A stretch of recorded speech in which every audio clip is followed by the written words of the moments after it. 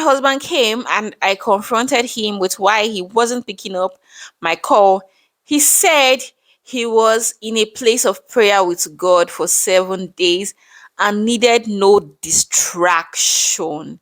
He told me he regrets his action. Hi, Tailmates, how you all doing? I'm back again with another very interesting story. I'll be in the comment section as usual. I want to read your interesting thoughts. So don't forget to keep the comment section engaging. I'm Vanessa if you're new here, and welcome to Tales with Vanessa. I'm sure you would love it here. If you do, don't forget to hit the subscribe button on your way out. So yes, guys, grab your popcorn and let's get right into this read.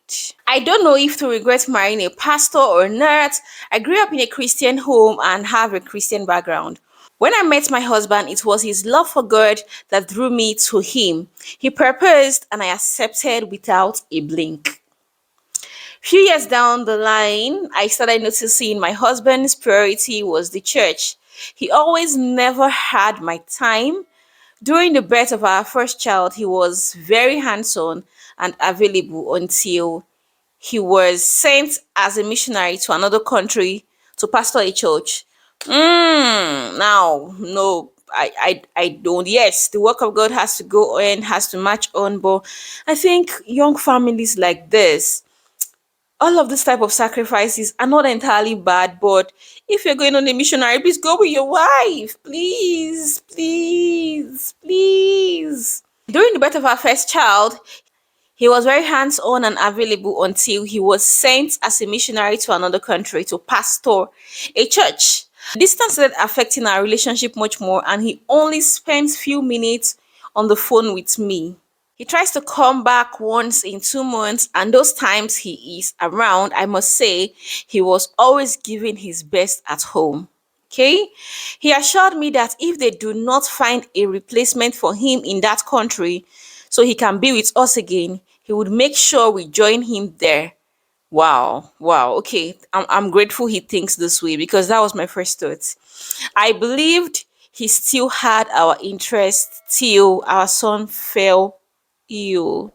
Oh my God, that must be very trying because right now it is just you and your son. Let's read on. I called and called and called. There was no response from my husband. I called for up to one. Eh, you called for. I called for up to 1 week. Are you serious? 1 week. Hope he's safe. I called for up to 1 week. I cried and cried. My son was dying slowly of pneumonia, and my husband didn't even know his son was sick. He was dying slowly. How? Are we in the 19th century? Can't you find a way to the hospital? I mean,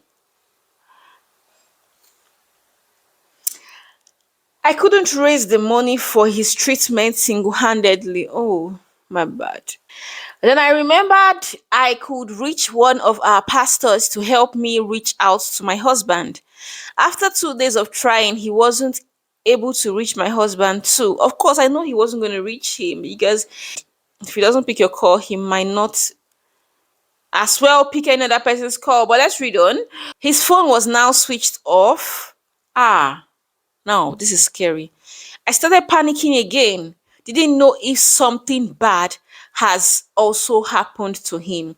I confided in the pastor about my son's health, and the church immediately started a GoFundMe. Love it. Love it. I mean, your husband is literally working for the church, and so, yes, in his absence, they should take care of you. Just immediately, my son started receiving treatment but wasn't responding. He lost his breathing ability within 2 days of treatment and he was placed on oxygen. Wow. We still continued to call my husband, but he never picked up. He was an amazing man. I didn't ever hinder him from doing the work of God, even on my tough days. What exactly is wrong with him at this point? Wow. I would ask such questions too. This is painful. Sadly, I lost my son after just 8.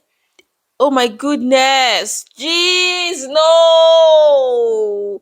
Sadly, I lost my son after just 8 days of treatment. And on the ninth day, my husband called. This is the devil. He's not been picking the call. And as soon as you lost your soul, they called the next day. What? That's traumatic. I didn't know exactly what to tell him or say. Of course, this time around, what do you want to tell him? You wanted to tell him his son is sick, but now he's dead. I am not even sure my son would have lived if my husband came around, but all I knew was that he wasn't there when I needed him the most. And I have to live with this pain forever. After my husband came and I confronted him with why he wasn't picking up my call, he said he was in a place of prayer with God for 7 days and needed no distraction. He told me he regrets his action, but I can no longer look at him the same. He left me isolated and unsupported. Jeez. First off, let me start by saying that you cannot possibly be in that space with God for 7 whole days and he didn't by chance minister to you to go home. He didn't by chance minister to you that your son is sick. There wasn't a nudging in the spirit by the Holy Ghost to make you pick up your call. Your wife has been calling for days.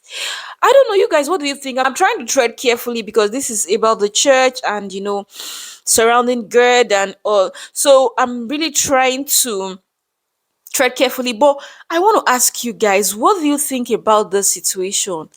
You can be passionate for the things of God, you can love God, but I want to believe that as a married man, your primary assignment is your home. You need to build your home first. I also feel like the missionary journey was just so early. I mean, that was just a very young marriage. They just had a child. You guys, please, I want to know your thoughts in the comment section. Please, I really do want to know your thoughts. Yes, I'll see you in my next video. Thank you. Bye.